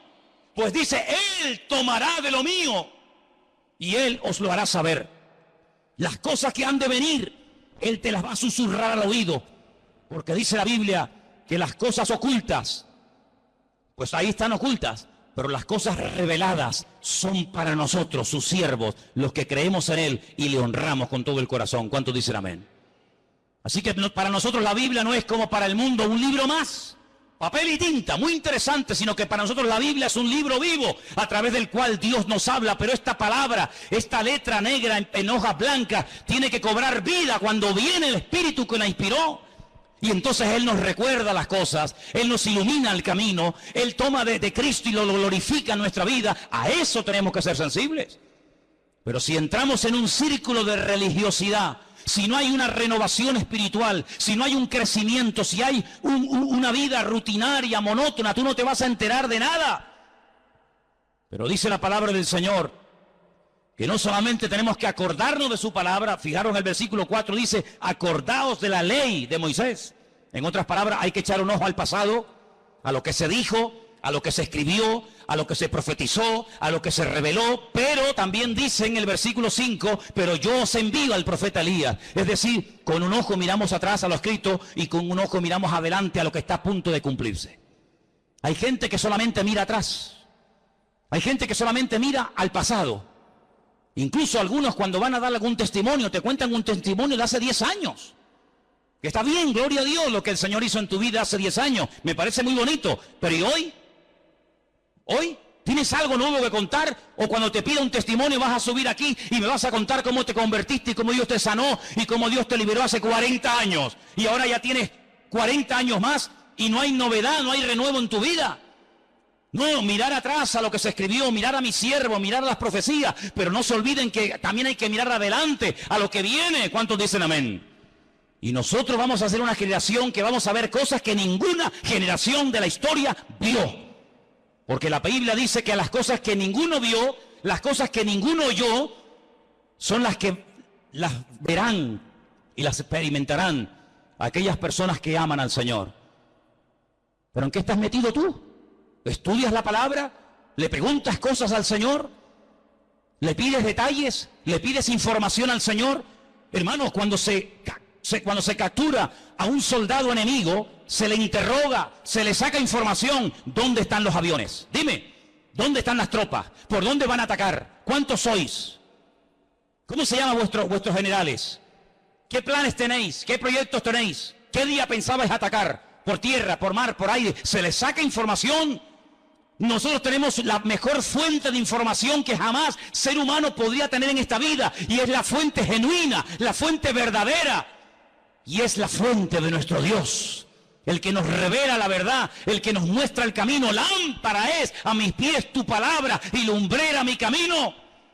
Dice que es como una antorcha que alumbra en medio de las tinieblas, para que aquel día no os sorprenda como ladrón en la noche. Nosotros podemos saber quién será y quién no será el anticristo, hasta cómo se va a llamar, y cómo va a ser, y cómo va a hablar, y dónde va a vivir, y qué va a hacer, y dónde va a morir. Lo sabemos nosotros. ¿Por qué? Porque miramos a lo escrito, pero también miramos con suma cautela al futuro, porque sabemos que lo que se escribió se va a cumplir sí o sí en nuestros tiempos. ¿Cuántos dicen amén? Pero si gastas más tiempo en ver Supervivientes, El Gran Hermano y todas esas sandeces y estupideces que tienen a la gente atontada, incluso a muchos de ustedes que los tienen atontados, perdidos, que os sabéis el nombre de todos los golfos y golfas de este país, que no han pegado un palo al agua en la vida, que viven del cuento, de plató en plató, de mentira en mentira, de engaño en engaño, que no han hecho nada, ni han estudiado, ni han trabajado, sino que se acostaron con uno y viven de lo que del pecado que hicieron. Si solamente dedicáis tiempo a eso y no a la palabra de Dios, aquel día a muchos de ustedes les va a sorprender como ladrón en la noche. Pero el Señor dijo: ustedes no pueden ser así. Ustedes tienen que estar velando y orando para que el diablo no os sorprenda y para que no os quedéis sin aceite, sino que viváis renovados. Ahora, ¿qué ocurre con este pueblo? Entró en una actitud muy peligrosa y contagiosa. Dejadme que os diga algo. La salud no se contagia. Usted está sano y se junta un enfermo y su salud no contagia no contagia en el buen sentido de la palabra a ningún enfermo. Y aquí tenemos un gran enfermero entre nosotros que nos lo podría decir, y tenemos hermanos que entienden de esto. Usted va a un hospital, usted está sano, no tiene ninguna enfermedad, no tiene ningún problema, su salud no se transmite a nadie. Pero cuidado, hay algunas enfermedades que si no tomamos medidas preventivas, sí nos pueden ellos contaminar a nosotros. ¿Sí o no? Es una cosa increíble, ¿no? Como una manzana podrida puede afectar a todo un saco y no todo un saco a una sola. Es increíble, pero es así. Pero Dios nos habla a través de lo natural para que entendamos cómo funciona también el mundo espiritual. Ahora fíjense qué curioso, esta gente entró en una actitud de queja. Y la queja es el cáncer del espíritu que mata la fe del pueblo de Dios. Cuanto más se queje, más oportunidades tendrá el enemigo para afectarle su fe, para desconectarle del Señor, para nublarle la visión, para sacar conclusiones equivocadas, para ver lo que no es y no ver lo que sí es. La queja es un pecado terrible que ha afectado a millones de seres humanos, pero lamentablemente de ministerios, de líderes de alabanza, de líderes de jóvenes y de creyentes en toda la faz de la tierra. Y a veces hablas con un creyente y habla exactamente igual que un inconverso, menos cuando entra al culto, que parece que se transforma y comienza en ese tiempito a comportarse como un cristiano, pero lo sacas del ambientillo y habla igual, se comporta igual, actúa igual, piensa igual, sus metas son exactamente iguales. ¿Por qué? Porque ha habido un cambio tal vez exterior, pero no ha habido un cambio, una transformación en lo más profundo de su corazón. Y quiero leerles un versículo en esta tarde que se encuentra en el libro de los Hechos. El libro de los Hechos, había apuntado por aquí. Un versículo muy interesante. Cuando Pedro está predicando su primer mensaje en el día de Pentecostés, en Hechos capítulo 2. Hechos capítulo 2.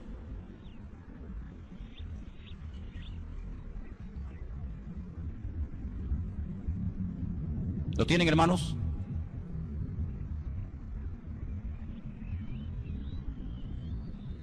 En Hechos capítulo 12 el apóstol Pedro se pone de pie y le dice a los creyentes que estaban en aquel lugar: ustedes lo que tienen que hacer es un cambio de actitud ya. Versículo 38. Pedro les dijo: arrepentíos y bautícese cada uno de vosotros en el nombre del Señor Jesús para el perdón de vuestros pecados y recibiréis el don del Espíritu Santo. El apóstol Pedro llama a aquellos judíos que han subido a Jerusalén a celebrar las fiestas, en este caso la fiesta de Pentecostés o de Shavuot, los llama al arrepentimiento. Ahora, no había subido una multitud de paganos, de idólatras de todas las naciones de la tierra para ir al templo de Jerusalén a adorar al Dios vivo, no. Habían subido multitudes, miles y miles de personas, familias enteras, habían ido a Jerusalén para adorar al Dios vivo, luego eran creyentes. No eran paganos, no eran idólatras, eran personas que viajaban de España, de Italia, de Grecia, de Babilonia, de Irán, de África, de todas partes del mundo, días, semanas enteras para ir a Jerusalén a adorar a Dios. Y a esas multitudes que iban cargados con sus ofrendas, con sus diezmos, a esas multitudes Pedro les dice: arrepentíos. En otras palabras, no solamente el arrepentimiento es para el inconverso, para el que practica la idolatría, para el que practica el pecado, sino que también el arrepentimiento, el cambio de vida, también es para el creyente y para el Hijo de Dios. ¿Cuántos dicen amén? Cada día tenemos que arrepentirnos de algo. Tenemos que arrepentirnos cada día siempre de algo, siempre y cuando te mires al espejo del Señor. Claro, si te miras en el espejo de otro que vive peor que tú eres un fuera serie. Pero si nos ponemos delante de la presencia del Señor, cada día nos damos cuenta de que hay algo en lo que tenemos que cambiar. Algo que tenemos que dejar atrás, una renovación, una transformación. Y por eso Pedro los llama al arrepentimiento. Por eso Pedro los confronta. Y más adelante, si siguiéramos leyendo su mensaje, dice que le dice a la multitud que el Señor está como retenido en el cielo hasta el tiempo de la restauración de todas las cosas. Y ahora, volviendo a Malaquías, nos encontramos que el Señor les dice al pueblo: cuando yo envíe a mi siervo a predicarles, dice en el versículo 2, vosotros los que teméis mi nombre, nacerá el sol de justicia, en sus alas traerá salvación.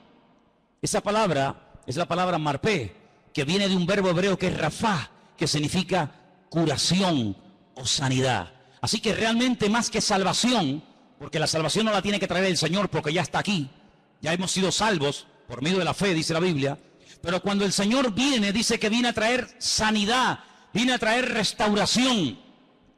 Y hay muchas personas que han nacido de nuevo, digamos que son salvas, pero están enfermas. Están enfermos en su alma.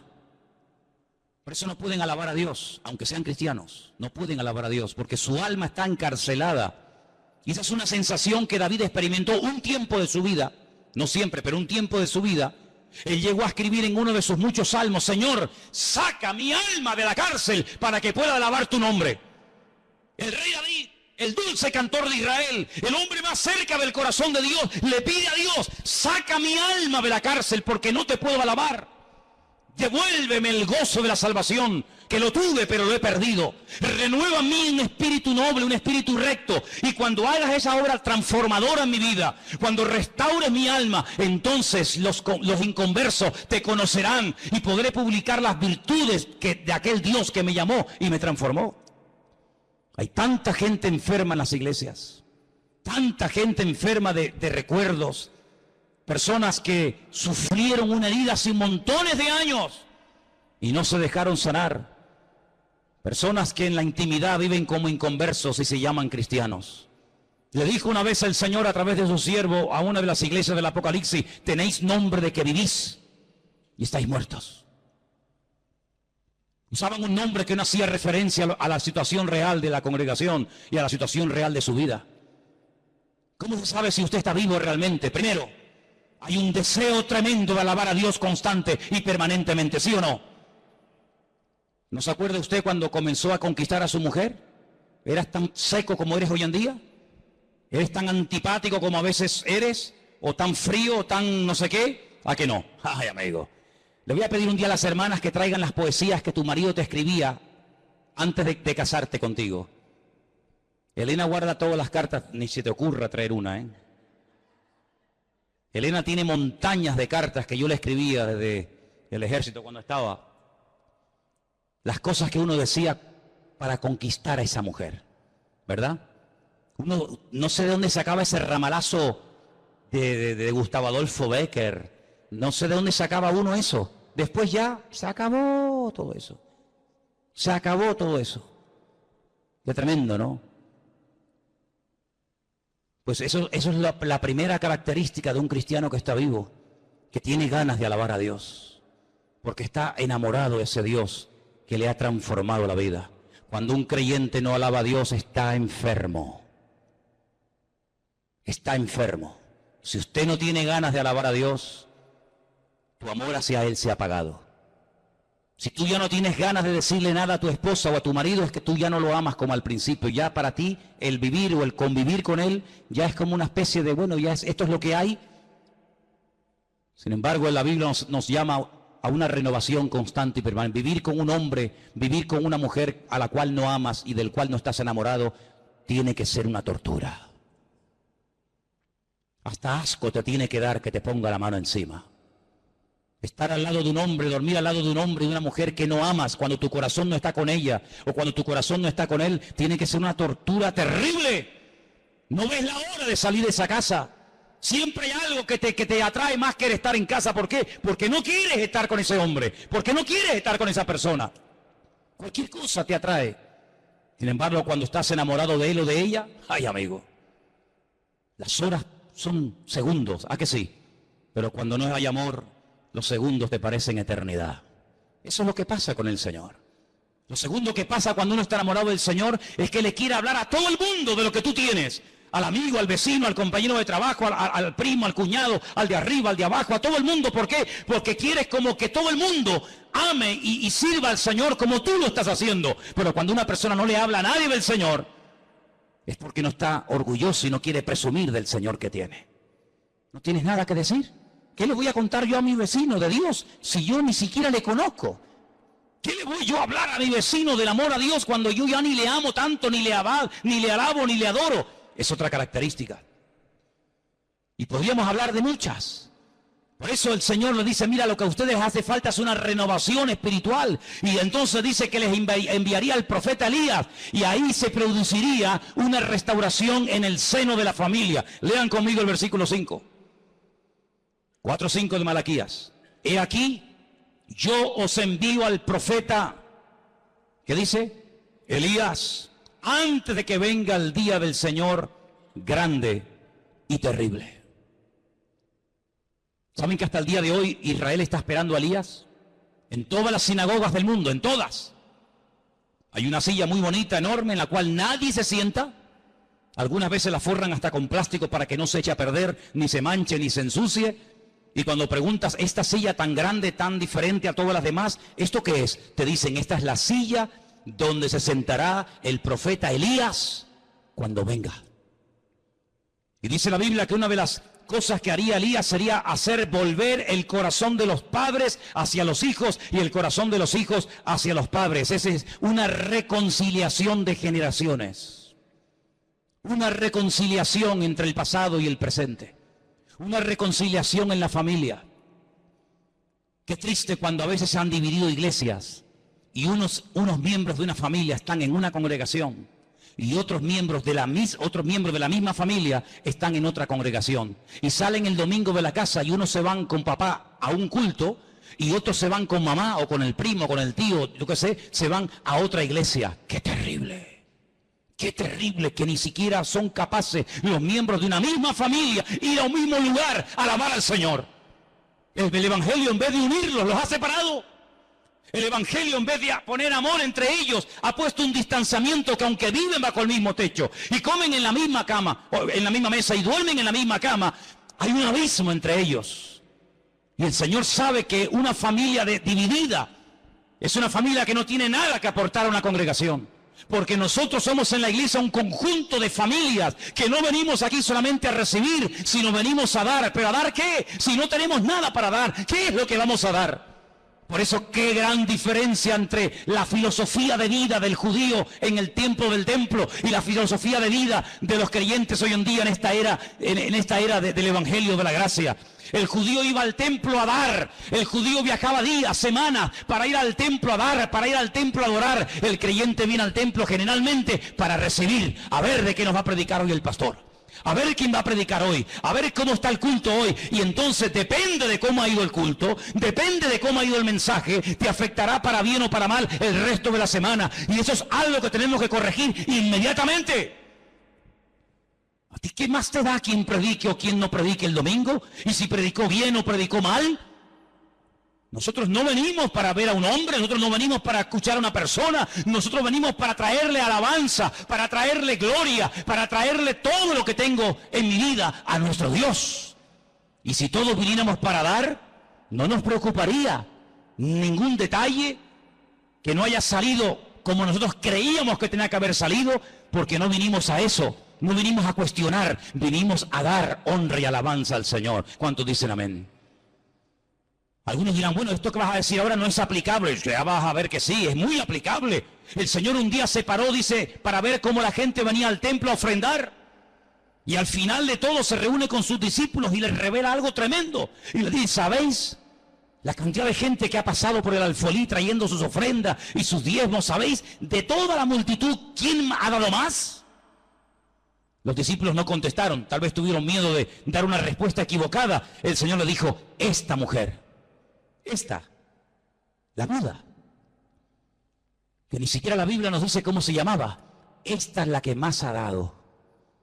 Unas moneditas. Pero ¿sabes qué? Todos estos que han pasado antes que ella han dado de las sobras. Y cuando uno da algo que le sobra, tú no estás dando nada.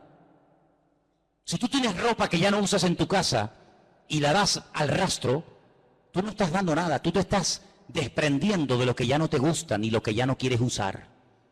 Dar es cuando dice mi mejor traje, mi mejor corbata, mi mejor pantalón, mi mejor lo que sea, yo lo doy a un hermano, ahí es donde te duele, porque estás dando lo que te gusta, lo que amas, lo que aprecias, pero dar ropa vieja, dar ropa que está sucia, dar ropa que es del año catapum, dar ropa que te da vergüenza ponértela, tú no estás dando nada, te estamos haciendo un favor nosotros con sacarte la basura que ya no te quieres poner. Y encima después presume de, no, yo he dado. ¿Tú qué has dado? Tú no has dado nada. Esta es la que ha dado, porque estos han dado de las sobras. Y mientras des de lo que te sobra, no estás dando. Pero esta ha dado todo cuanto tenía. Así que el Señor no solamente ve cómo damos, sino por qué damos y cómo damos. La actitud de esta mujer es la que le tocó el corazón al Señor y no la de todos aquellos religiosos que de cara a la galería presumían de que habían dado, pero sin embargo ella dio, dice, de una forma que impactó el corazón del Señor. ¿Cuántos dicen amén? Esa es la actitud con la que tú tienes que vivir, y yo y todos y cada uno de nosotros, de sacrificarnos y de esforzarnos por el reino. Qué poco sacrificio hoy en día hay en el pueblo de Dios, qué pocos sacrificados hoy en día se ven en las iglesias a la hora de servir al Señor. Qué poco sacrificio hay a veces en nuestra vida. Cuántas excusas ponemos a la hora de no, es que no puedo, es que tal, es que cual. Cuántas cosas ponemos, ¿verdad? Siempre como excusas para no esforzarnos por el reino del Señor. El próximo mes cumpliremos 14 años, ¿no? Aquí. Este mes de mayo cumplimos aquí 14 años. 14 años que se dice pronto. Sin el esfuerzo, sin el apoyo de un remanente fiel que siempre ha habido, hubiera sido prácticamente imposible llegar a este punto. Los que vienen y van, los que hoy en día los ves aquí saltando y brincando y la semana que viene ni sabes si vendrán. Una iglesia no se sostiene de esa manera, pero cuando hay hombres y mujeres fieles que preguntan, oye, ¿cómo va la obra? Oye, ¿hace falta algo? ¿Hay algún necesitado entre nosotros? ¿Hay alguna carencia? Con ese tipo de personas, con ese tipo de actitud, es con el que se sustenta la obra, con el que se mantiene la fidelidad de una congregación. Y podemos decir, 14 años hemos estado aquí. ¿Por qué? Porque ha habido gente fiel que a veces se ha sacrificado y le ha dado al Señor lo que saben que tenían que haberle dado. ¿Cuántos dicen amén? El profeta Elías, sabemos que era Juan el Bautista. Un hombre que vino antes del Señor y aproximadamente durante un año trajo un ministerio de restauración, produjo una revolución, creó una expectativa en el pueblo de Israel, pero él siempre decía, yo no soy el que tiene que venir, yo solamente soy la voz de uno que clama en el desierto, pero el que viene detrás de mí, a ese es al que tenéis que oír y a ese es al que tenéis que escuchar. Pero antes, dejadme que os lleve al capítulo 3, verso 2, donde dice, ¿cómo será el día del Señor? Capítulo 3, verso 2 dice, ¿quién podrá soportar el tiempo de su venida? ¿Quién? ¿Quién podrá estar en pie cuando Él se manifieste? Cuando el Señor venga, toda la humanidad, aunque te cueste entenderlo, todos tendrán que ponerse de rodillas. Todos. Toda rodilla se doblará, dice la Biblia. Toda rodilla se doblará.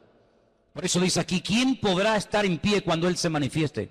Porque Él es como fuego purificador y como jabón de lavadores. Es decir, que el día del Señor será para lavar, será para quemar la escoria, será un tiempo de purificación.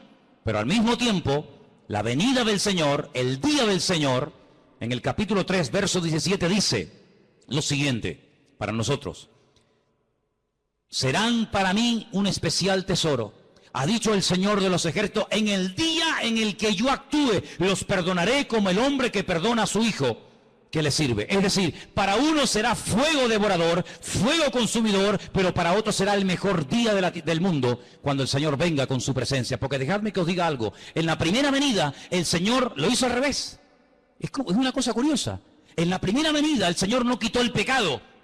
El Señor lo que hizo fue que condenó, venció, derrotó al pecado, pero no a sus consecuencias. Por eso la gente sigue muriendo de enfermedades, por eso siguen habiendo asesinatos, violaciones, secuestros, guerras. Pero si Él ya murió, si el diablo está vencido, pero lo hizo al revés. Las consecuencias se eliminarán, desaparecerán en su segunda venida, en el día del Señor. El pecado lo superó, pagó el precio de nuestros pecados con su primera venida, pero las consecuencias aún se siguen experimentando. El alma que pecare, esa morirá, dice la Biblia. Pero en su segunda venida, dice la Biblia, que las consecuencias del pecado se eliminarán. Por eso dice que ya nadie va a llorar más, nadie va a morir, nadie tendrá enfermedades. ¿Por qué? Porque su segunda venida será no solamente un tiempo de purificación y de bendición, sino que Él quitará toda maldición de la tierra. La palabra maldición, jerén, se puede traducir de dos formas, de un término polivalente: por destrucción o por maldición. Hasta el día de hoy las maldiciones hereditarias en los que aborrecen al Señor se siguen manifestando. Hasta el día de hoy el diablo sigue hurtando, matando y destruyendo, aunque está vencido. Pero en su segunda venida, cuando lo ate y tiempo más adelante lo echa al horno de fuego, dice la palabra de Dios que nunca más habrá maldición, ni muerte, ni traiciones, ni violaciones, ni asesinatos, ni enfermedades, ni despedidas, ni nada, sino que la obra del Señor será una obra totalmente completa. Ahora, en Nazaret, donde el Señor se crió, Él fue un día a la sinagoga y dice que lo invitaron a leer y Él leyó la siguiente porción. Si quieren venir conmigo, en Lucas 4:16, el Señor entra a la sinagoga de Nazaret y lee una porción muy interesante del profeta Isaías. Y dice lo siguiente, Lucas 4, versículo 16. Vino a Nazaret, donde Él se había criado, y en el día de reposo entró en la sinagoga conforme a su costumbre y se levantó a leer. Es decir, que el Señor entraba a la sinagoga y no pasaba desapercibida su presencia. Él participaba, leyendo, orando, sanando. No vemos al Señor de una forma ahí oculto en la sinagoga, sino que cada vez que lo vemos en el interior de una sinagoga, lo vemos siempre haciendo algo. Y en este caso dice que se levanta ahora a leer y se le dio el libro del profeta Isaías. Y habiendo abierto el libro, halló el lugar donde estaba escrito. Escuche, esta es la porción, qué bueno que lo tenemos en la Biblia, sabemos lo que él leyó ese día, y fue esto: el Espíritu del Señor está sobre mí, por cuanto me ha ungido para dar buenas nuevas a los pobres. Me ha enviado a sanar a los quebrantados de corazón, a pregonar libertad a los cautivos, vista a los ciegos, a poner en libertad a los oprimidos y a predicar el año agradable del Señor. Enrollando el libro se lo dio al ministro y se sentó, y los ojos de todos en la sinagoga estaban fijos en él. Comenzó a decirles: hoy se ha cumplido esta escritura delante de todos vosotros. Esa escritura que el Señor leyó se encuentra en el libro del profeta Isaías, capítulo 61. Cuando lleguen a casa, buscan Isaías 61, versículo 1 y versículo 2. Y se van a dar cuenta de que el Señor hizo algo muy interesante, que generalmente no se suele hacer. Cuando yo le pido a un hermano, a alguien que suba aquí, a traer una lectura, el hermano lee los versículos completos. Nunca ningún hermano subirá a la plataforma y leerá los versículos, digamos, como cortados. Bueno, leo desde aquí hasta aquí, pero el resto del versículo no lo leo. El Señor sí lo hizo. Si ustedes después comprueban en casa, la lectura que él lee de Isaías 61, él la corta. No termina así. No termina así el versículo que él está leyendo. No termina diciendo a predicar el año agradable del Señor, sino que dice más, pero a propósito paró. Y el resto no lo leyó. Y cuando él se siente, la gente se le queda mirando como diciendo: ¿pero por qué ha leído así? ¿Por qué ha cortado? ¿Por qué ha mutilado el texto? Y se le quedan mirando. Él se levanta y dice: ¿sabéis una cosa? Esto que acabo de leer, esta porción que acabo de leer, se ha cumplido hoy delante de todos vosotros. Es decir, Él te está diciendo que en su primera venida, en su primera manifestación visible, lo que Él acaba de leer iba a ser la tónica, lo normal en su ministerio: libertad, sanidad, predicación del Evangelio en las calles, sanar a los quebrantados de corazón, etcétera, etcétera. Pero la otra parte no tenía que ver con su primera venida, sino con su segunda venida, y es de la cual está hablando el profeta Malaquías. Luego nosotros creemos, y es muy claro en la palabra, que el Mesías vendría 2 veces. Una primera vez para cumplir con lo que hemos leído esta tarde, y una segunda vez, que es la que nosotros viviremos y experimentaremos y veremos, que tenemos que conocer los detalles y las cosas que van a ocurrir en su segunda venida. Porque si yo en esta tarde les preguntara a muchos de ustedes, decidme cosas que ocurrieron durante la primera manifestación visible del Señor, cosas que hacía, cosas que se producían, todos estáis puestos en el tema. Uno me dirán, pues sanaba a los ciegos, echaba fuera a los demonios, multiplicaba los panes y los peces, convertía el agua en vino, multiplicaba... Bien, pero la segunda venida es la que a nosotros nos va a afectar directamente. Nosotros no estuvimos en su primera venida, no lo vimos, no estábamos allí. Creemos por fe lo que otras personas vieron y que escribieron y nos ha llegado hasta nosotros. Y creemos a pie juntillas que los testigos oculares de su primera venida, lo que vieron y lo que experimentaron, lo transmitieron fielmente hasta nuestros días. Amén, hermanos. Pero allí no estuvimos. Yo no escuché de labios de Cristo el sermón del monte. Yo no vi cómo sanaba al ciego poniéndole barra en los ojos y mandándolo a lavarse al estanque de Siloé. Yo no lo vi cuando entró en el estanque de Betesda y le dijo a aquel paralítico, levántate, toma tu lecho y anda. Yo no estaba en la barca y lo vi caminando por encima de las aguas. No estuve en el monte de la Calavera viendo cómo lo clavaban. Y no estuve en el día de Pentecostés viendo a aquella multitud recibiendo el poder del Espíritu Santo. No estuve allí. Nosotros creemos en todos esos detalles porque creemos que los que lo vieron y lo experimentaron, lo transmitieron no solamente oralmente, sino por la Escritura. Pero, amados hermanos, a nosotros sí nos va a afectar la manifestación del anticristo. A nosotros sí nos va a afectar la coalición de naciones paganas, coaliciones de naciones, ¿verdad? Que entre ellas se llevaban como el perro y el gato, pero que se van a unir para ir a atacar al pueblo de Israel. Nosotros tenemos que conocer los detalles de su segunda manifestación. ¿Para qué? Para que aquel día no nos sorprendan las cosas. Porque tenemos que partir de la base, y Malaquías lo deja bien claro, que el que controla la historia, el que pone y el que quita, el que abre y el que cierra, el que mueve a las naciones y a los dirigentes del mundo, es el Dios soberano de toda la tierra. ¿Cuántos dicen amén? Así que los que van a ganar en las próximas elecciones, y los que van a estar gobernando este país, alcaldes, diputados o lo que sea, no es porque ellos hayan ganado, sino es porque Dios ha permitido que esos que ni siquiera saben ahora quiénes van a ser, son los que Dios va a permitir. No es que esté de acuerdo, pero son los que Dios va a permitir que durante un tiempo gobiernen este país. ¿Quién fue el que permitió que volviera otra vez a ganar el mismo presidente en Israel, Benjamín Netanyahu?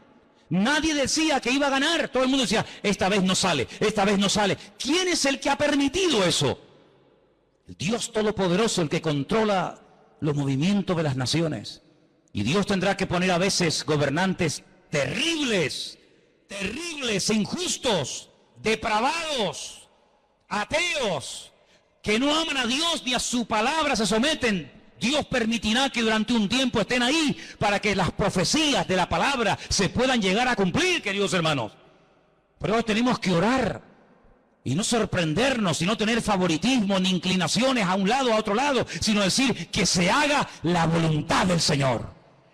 Conozco gente que se ha ido al muro de los lamentos en Jerusalén y se han puesto a orar para que no venga el anticristo. Y creen que no va a venir porque ellos han orado.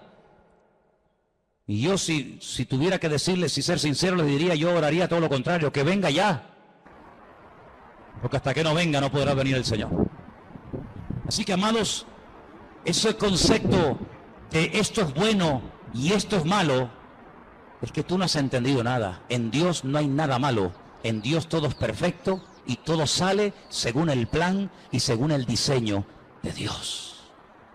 ¿Quién le puso a Augusto César que censara a todo el mundo en su época? ¿Asunto de qué? Amigo, pero es que sus padres vivían muy lejos de Belén de Judea. ¿Y qué va a mover a una mujer embarazada del norte de Israel, ir hasta casi hasta el sur? ¿A qué? Porque tienes que ir. porque el rey Augusto César así lo ha decretado.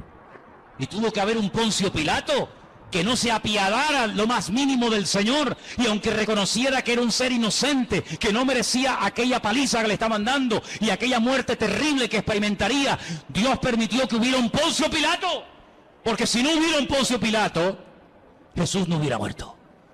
Y Dios tuvo que permitir un Nerón, y Dios tuvo que permitir tantas cosas a lo largo de la historia, como tendrá que permitir que se levante un falso profeta y un falso Mesías. ¿Para qué? Para que las profecías se cumplan. Y los maduros, los que tienen una visión del reino, los que ven en el horizonte el mundo espiritual, van a reconocer que los últimos tiempos serán tiempos de cambios. Tiempos donde la única seguridad que tendremos es la seguridad que nos produce Él y su palabra a través de sus promesas. ¿Cuántos dicen amén? Así que la confianza no está puesta en este o en aquel. La confianza del creyente tiene que estar puesta en el Señor. ¿Cuántos dicen amén? Por eso, amados hermanos, cuando los judíos en las sinagogas leen el último capítulo de Malaquías, no lo terminan con la palabra jerén o maldición, sino que vuelven otra vez a leer el versículo 5, diciendo que el profeta Elías vendría. Pero ¿sabéis qué, hermanos? Cuando alguien espera que ocurra algo y no se produce, dice que se convierte en un tormento al corazón. Es decir, si tú esperas algo de tu padre, de tu madre, de tu hijo, de un hermano o de un amigo y no lo recibes, te sientes mal. Y por eso ellos, amados hermanos, esperan que venga el Elías. ¿Y sabes qué? Elías no vendrá otra vez, porque Jesús dijo, si queréis recibirlo, el Elías que había de venir, ya vino. Así que tenemos que abrir nuestros ojos y pedirle al Señor en estos últimos tiempos, Señor, danos discernimiento espiritual. Abre nuestros ojos para que detrás de ese chico, detrás de ese político, detrás de ese alcalde, detrás de ese gobernador, veamos tu plan y tu proyecto. Porque les digo algo, los tiempos se acortan y Dios ya tiene muchas ganas de mandar a su Hijo para llevarnos con Él a su presencia por la eternidad. El apóstol Juan terminó su libro en la isla de Patmos diciendo, ven ya, Señor, ven ya, Señor, ven ya, Señor. Ya han muerto todos mis compañeros, ya han muerto miles de hermanos, ven pronto, Señor Jesús. Pero dice la Escritura que Él no retarda su promesa como algunos la tienen por tardanza, sino que Él es paciente y misericordioso, dando oportunidad tras oportunidad para que aquellos que aún no han cambiado, que no se han arrepentido y que no han decidido seguir al Señor, tengan cada día una oportunidad de poder hacerlo. Cierra tus ojos ahí donde estás. Ahí donde estás. Yo te hago una pregunta en esta tarde. Y la pregunta es muy clara y muy directa. ¿Te estás preparando para la venida del Señor? ¿Te estás preparando espiritualmente? ¿Estás preparando tu corazón, tu mente? ¿Te estás preparando para la venida, para el día del Señor? Porque si no te estás preparando para su venida, entonces, ¿para qué te estás preparando? ¿Es que acaso hay algo más importante?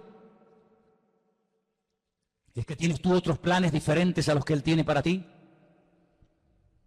Esa es la cruda realidad de muchos creyentes hoy en día, que tienen sus propios planes, sus propios proyectos personales. Y por eso las cosas del reino no les entusiasman. Y como dijo alguien, donde no hay entusiasmo por la obra de Dios, no se puede esperar bendición. Donde hay bendición es donde creamos una atmósfera, una expectativa de querer recibir el toque de Dios. Así que, amados hermanos, vamos a prepararnos. Vamos a dedicar un poquito más de tiempo a nuestro Dios.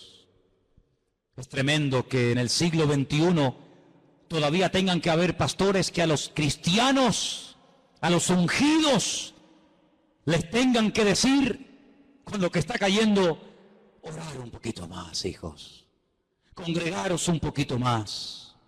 En pleno siglo XXI, que todavía se tengan que predicar este tipo de mensajes es algo increíble.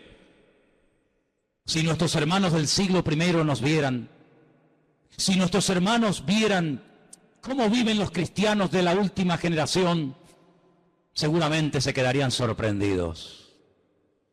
porque ellos hasta se saludaban con el Maranata. Él viene, Él viene. Y nosotros ya muchas veces ni el famoso Dios te bendiga, hermano, ni siquiera algunos lo saludan o lo usan. El paz, shalom, bendiciones, ya en algunos ya ni existe esa expresión, sino que las típicas preguntas: ¿cómo estás? ¿Ya tienes trabajo? ¿Ya pudiste pagar el alquiler? ¿Cómo está tu niño? ¿Cómo le van los estudios?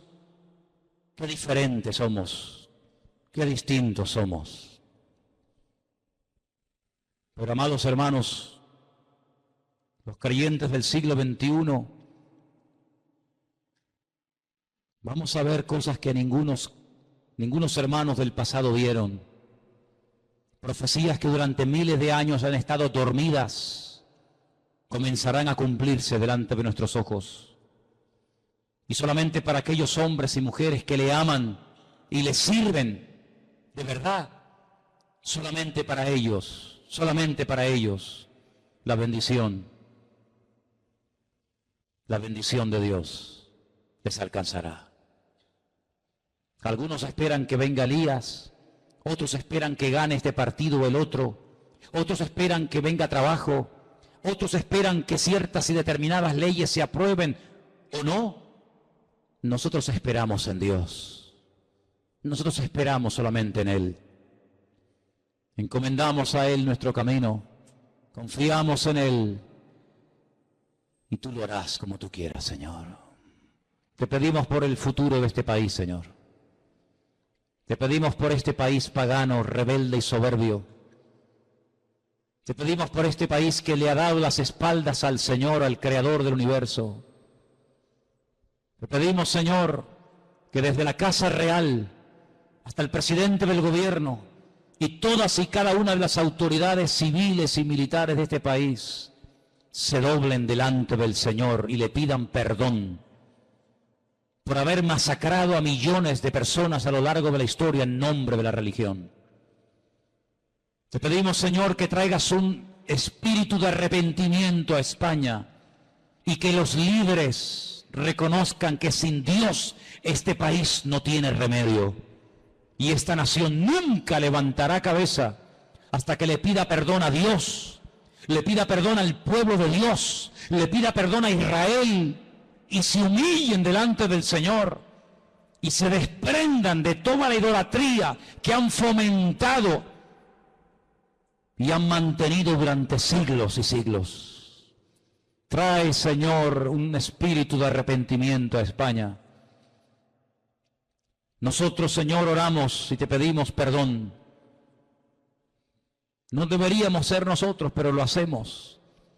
Y pedimos perdón, Señor, por la sangre inocente que en este país se ha derramado, por la gente que ha muerto en la hoguera, por leer la Biblia, por ser judío, por ser un verdadero hijo de Dios. En esta tarde, Señor, nos humillamos delante de tu altar y pedimos, Señor, que esos lugares, esos principados, esos lugares de culto, de adoración pagana, como es Santiago de Compostela, como es la Basílica del Pilar en Zaragoza, como es la Almudena en la capital de España, Madrid, como es la Macarena en Sevilla, como es la Virgen de Candelaria aquí en Tenerife, como es la Virgen del Pino en Las Palmas y tantos lugares de paganismo y de idolatría. Señor, que la gente reconozca que el único camino, la verdad y la vida se llama Jesucristo, el Hijo de Dios, el Dios viviente, el que murió y resucitó por nosotros. Señor, sana la herida de este pueblo, sana la herida de esta nación, Señor.